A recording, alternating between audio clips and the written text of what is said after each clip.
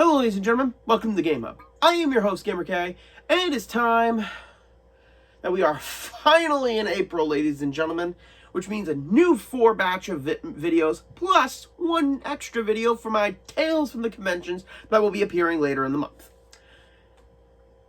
To start off, I have yet to watch the Season 2 of Power Rangers Dino Fury, and I really hope that it's done really good because I'm enjoying it so far. I was really scared. And hopefully they do it good. To that end, I am really curious on what the next new Power Rangers will be. Considering I've done videos for a good majority of the other Sentais that haven't been done, such as Tokyuger, Zyuohger, Kiramanger, Lupin Ranger vs. Pat Ranger. It's time to start being dazzled. Did that sound stupid? Anyway, cue the sound effect. Kiramanger!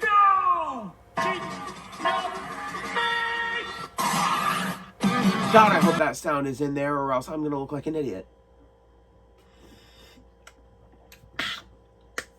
So we are now going into my ideas that will sparkle the imagination, and I keep doing these stupid jokes because cheap Canadian productions don't have that good of a writing staff. We are talking about Mashin Sentai Kiramanger for Power Rangers.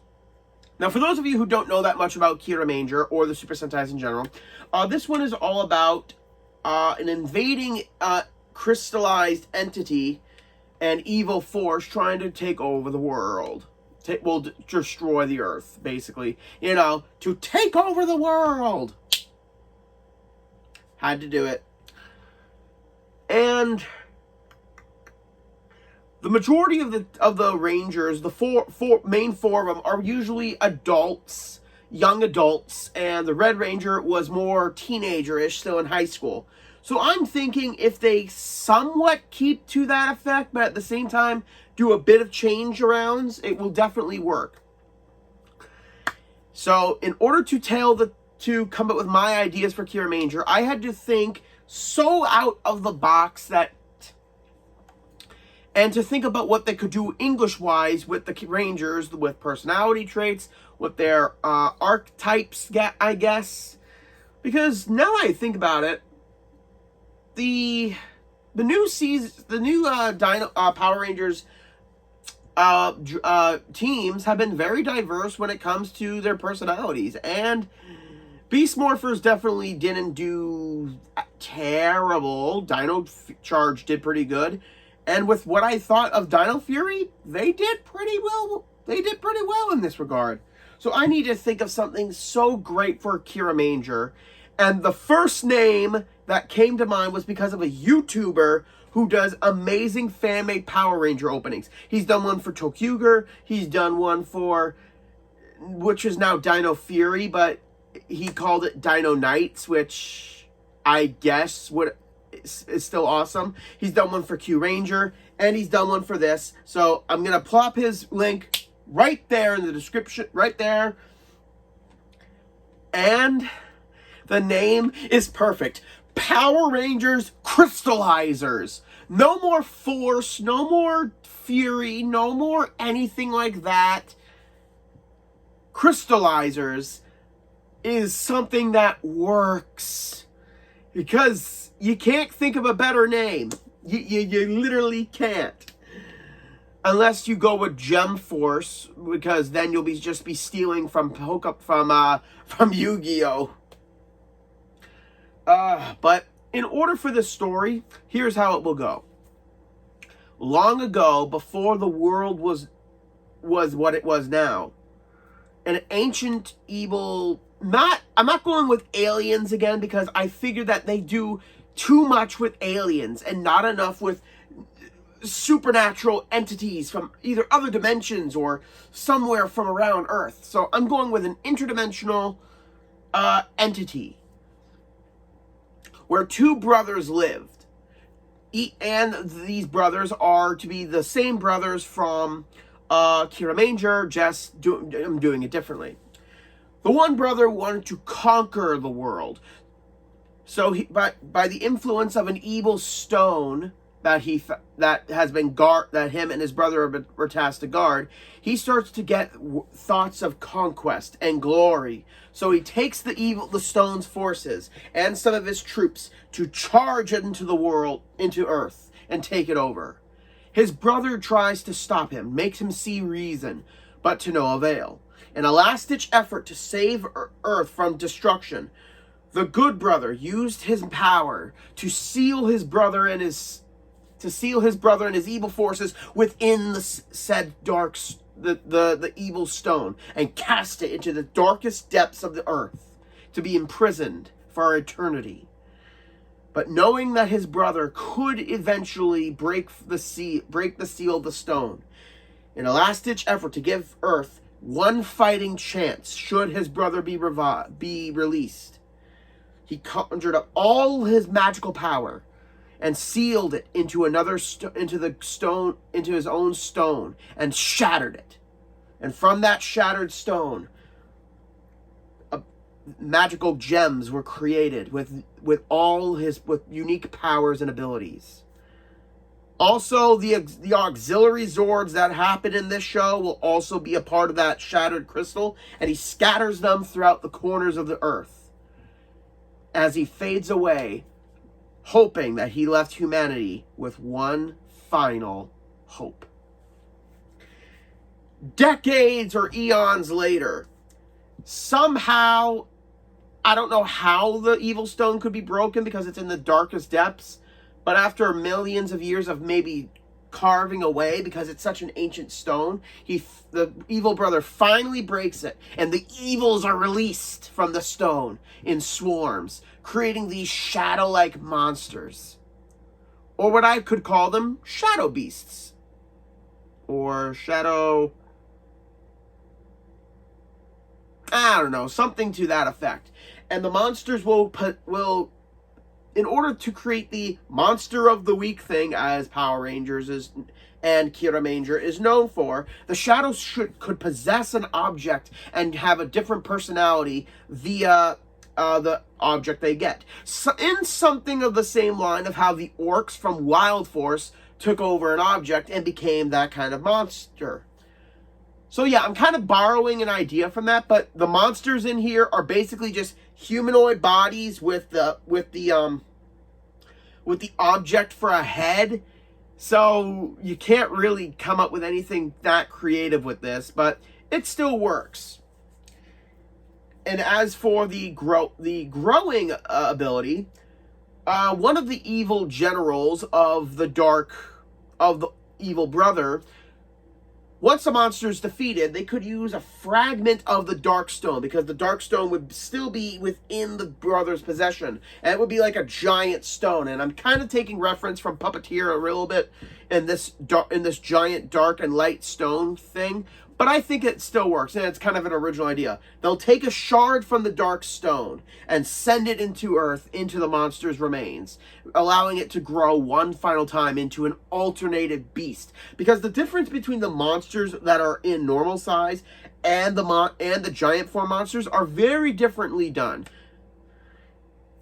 So I think that could make the monster grow work. It's because for the last one, we've had just their negative energies making them big again. So yeah. Now on to our heroes.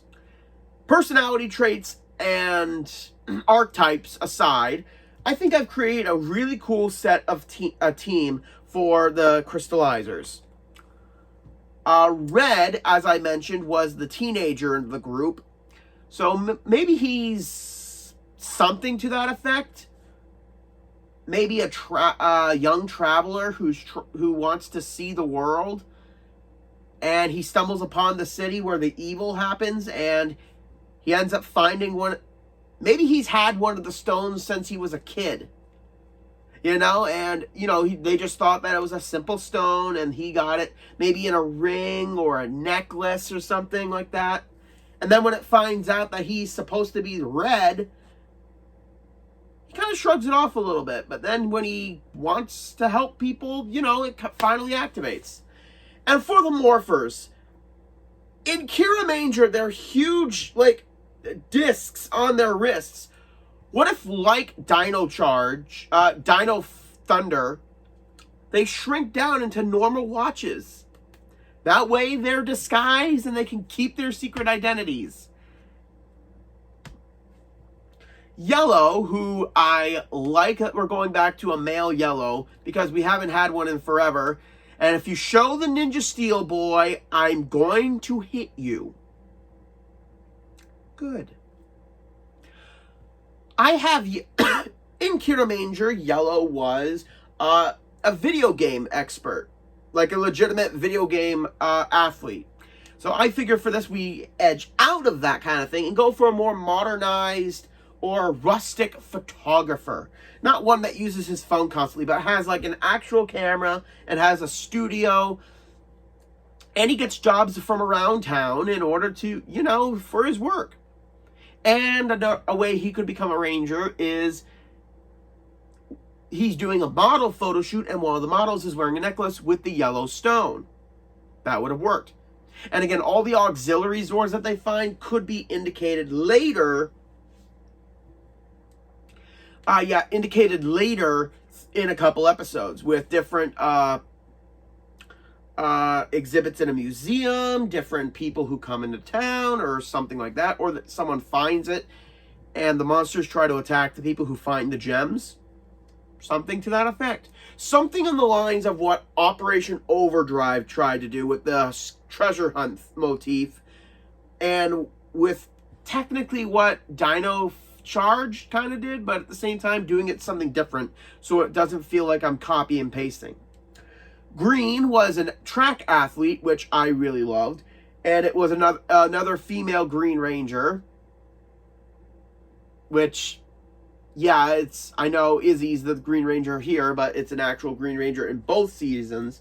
So I'm thinking for this one, the Green for this could still be somewhat of an athlete, but I'm thinking more like a snobby cheerleader at the beginning, and then, you know, after realizing that she's always done wrong or everything and she wants something different out of her life, but she's an A student. Like a cheerleader who's not a mean girl, but she has to be for her friends until Red and Yellow try to show her that she's better than the people she's around.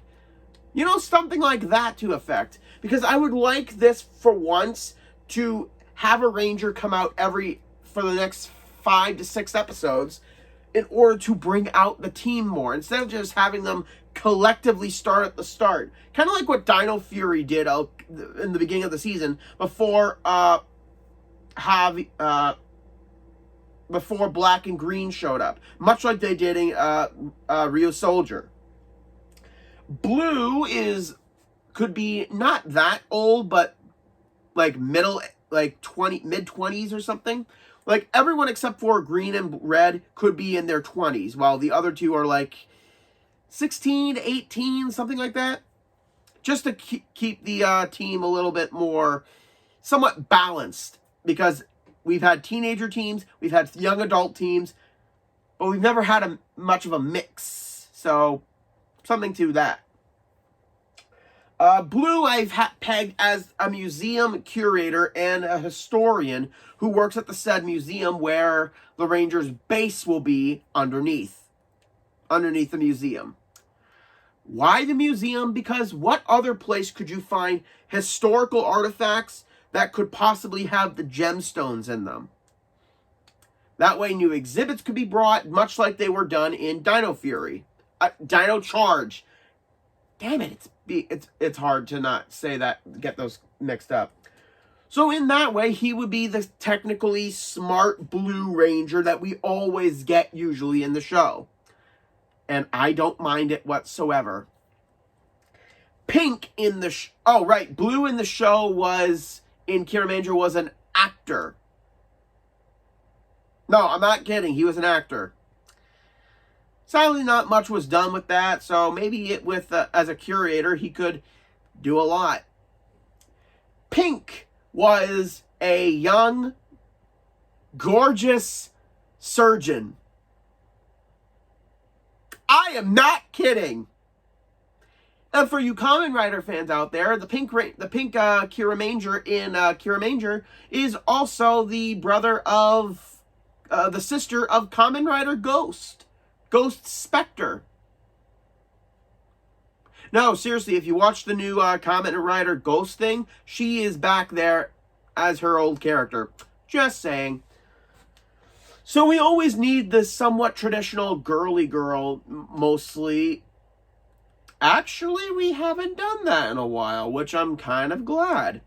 I was originally going to have her be like this insufferable rich kid, but we've kind of had that one a couple times, so I decided to have her be a fashion designer who is an actual fashion designer for a company, but she's had a dry spell with her ideas until joining the Rangers, and she gets somewhat ideas and constantly forces them to, model her designs, which actually would make for some really, really good episodes. Silver.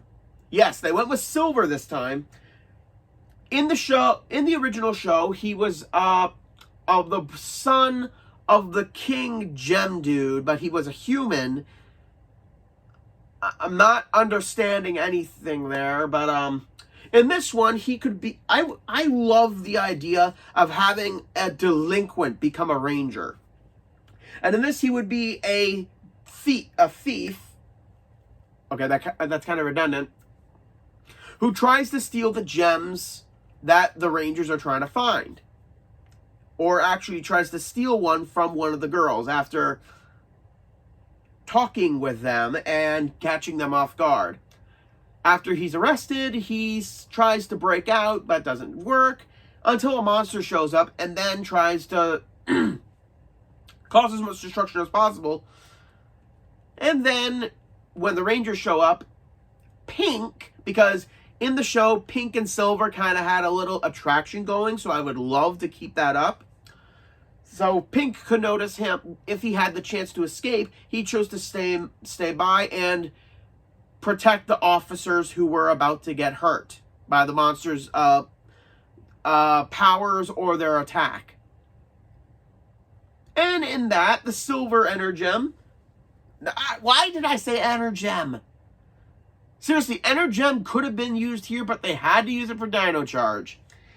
The Silver Gem would come to him, his aid, and give him one of the coolest weapons ever, a jet-powered drill jackhammer, which is also a blaster, which is also pretty awesome. So he joins the team, and using his theft skills, he'll try to encourage them to sometimes use less noble means to acquire the gems if it's in like a high security area, like a mansion or an exhibit that's not in their museum, something to that. But then as the show goes on, he'll slowly change his ways, but still retain some of his criminal wit above in that. The mentor, because we all need a mentor. And I'm going to be honest, Keeper and Zaylon, I think that's the name of the robot dinosaur in Fury. I'm not 100% sure. But regardless, we're all really cool renditions. Even though Keeper looked like Yoda's disowned cousin. Now, the Zords are absolutely fantastic in the show. Because in the show, it was Red who, using his drawing skills, created the gems to be something, which was a cool idea. Red is a fire truck, yellow is a Becco shovel, which I think is pretty unique. Green is a race car, pink is a helicopter, and blue is a jet. And all the other Zords are basically the gems, just changed into different vehicles, such as a cement mixer, a forklift, an ambulance, I think. And Silver's is a jumbo triple drill, which is so freaking cool. There's also a shark train, a Phoenix plane, Is that all? Oh, another thing that could happen is after seeing that the Zords have been used so much to defeat their monsters, the evil brother could turn a fragment of the Dark Crystal into his own gem, which would transform into the Dino Train. Yes, Dino Train. It's a legitimate thing, and it's actually pretty cool. And it would be cool to have another evil Zord that it cannot be used by the heroes to up the stakes a little bit. Now, I really think that Kiramanger has the potential to become another great Power Rangers. Because, I'll be honest, I was 100% afraid with when Ryu Soldier was going to become a Power Rangers before. Like I said, Tokyuger, Zyuohger, Kiramanger. No, Kiramanger's this one.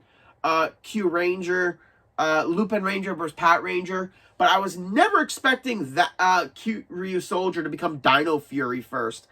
And I will admit, I am 100% surprised and happy about the route they went. I just hope for the next one, they pick one of the ones that has become that's old, that they need to bring back, because I need a new one that isn't dinosaur related.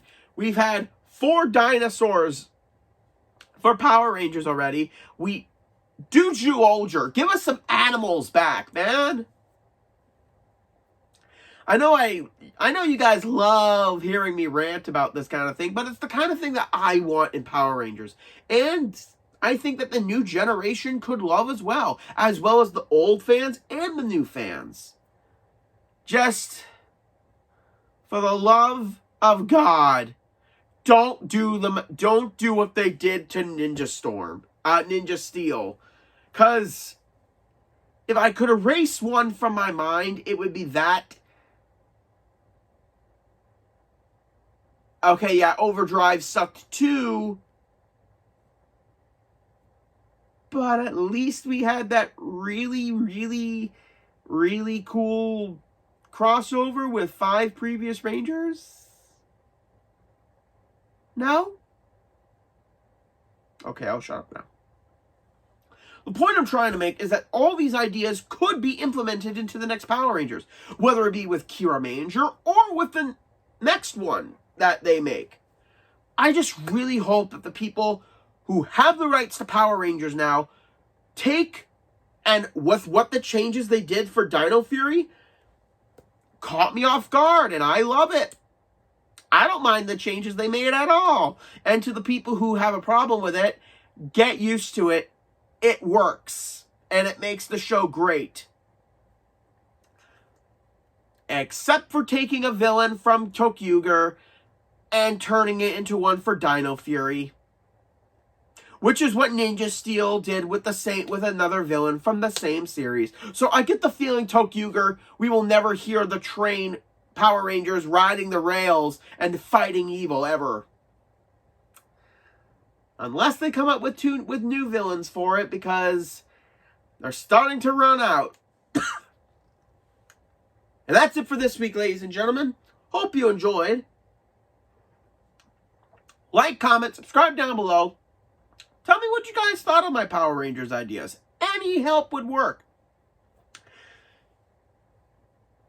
Oh, right. That's one reason I was putting this video off, because I know what's next. Well, guys, join me next week as I take a look of redesigning some bosses and ideas that made a Wonderland into a disaster world. I'm really dreading this one. Maybe if I drink enough liquor, it will make the memory go away.